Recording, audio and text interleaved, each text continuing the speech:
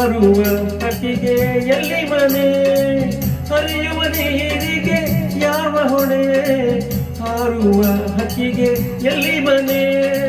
ಬಾಡಿನ